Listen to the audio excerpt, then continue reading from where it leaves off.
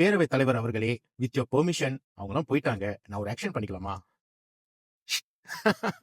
இந்த படத்தோட டைட்டில் கார்டுக்கு அப்படியே சில்லறைய வந்து அப்படியே சிதற வைக்கலாங்க. அந்த டைட்டில் கார்டுக்கு.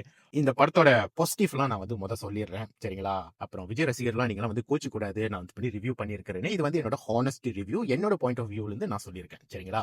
முதல்ல வந்து இந்த படத்தோட பாசிட்டிவே வந்து Thalapathy Vijay. Sorry.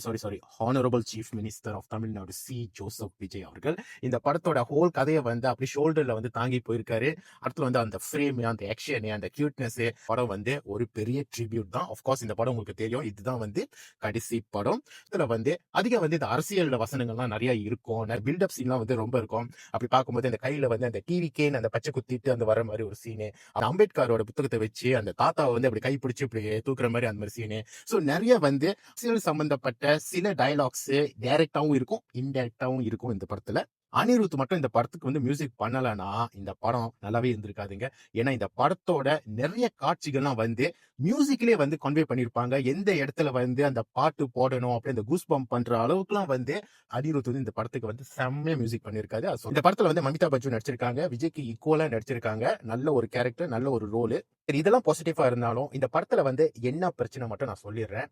First of all இந்த படத்தோட கதையே வந்து ஒரு பிரச்சனை தாங்க. இந்த படம் வந்து இவ்வளவு ஒரு தடை வந்துச்சுன்னு இப்பதான் இந்த படம் பார்க்கும்போது தெரியுது. ஆஃப்கோர்ஸ் இந்த படம் வந்து ஏ சர்டிபிகேட் வந்து கொடுத்திருக்காங்க.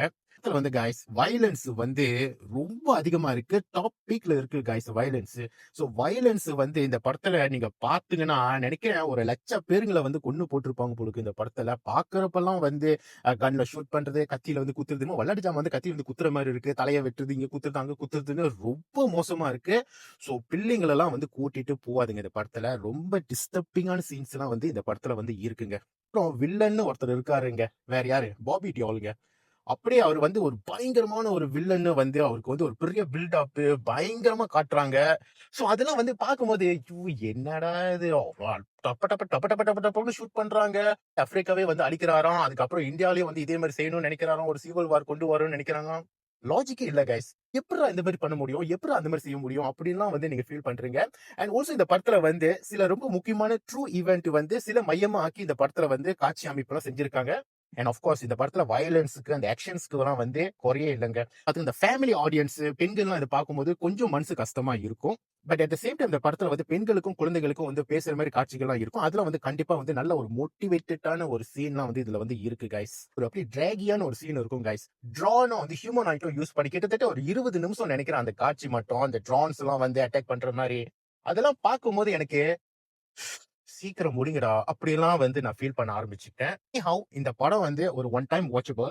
அண்ட் நீங்க இந்த படத்துல எண்ட் கிரெடிட்லாம் வந்து மறக்காம பாருங்க. ஏன்னா இந்த படத்துல வந்து விஜய் வந்து இதுக்கு முன்னாடி நடிச்ச சில காட்சிகள், சில இந்த ஸ்பீச் கொடுக்கறது அதெல்லாம் ரொம்ப அப்படியே ரொம்ப ஃபீலிங்கா இருக்கும். கண்டிப்பா வந்து விஜயோட ரசிகர்கள்லாம் வந்து நிறைய பேர் பார்த்தேன் அப்படியே கண்ணுலாம் கலங்கிக்கிட்டு. ஏன்னா அது வந்து கொஞ்சம் எமோஷனல் தானே. இது வந்து அவரோட கடைசி படம். அவ்வளவுதாங்க. அடுத்த மூவி ரிவ்யூல சந்திக்கிறேன். மறக்காம என்னை ஃபாலோ பண்ணுங்க. முடிஞ்ச அந்த வீடியோ வந்து ஷேர் பண்ணுங்க. தேங்க்யூ.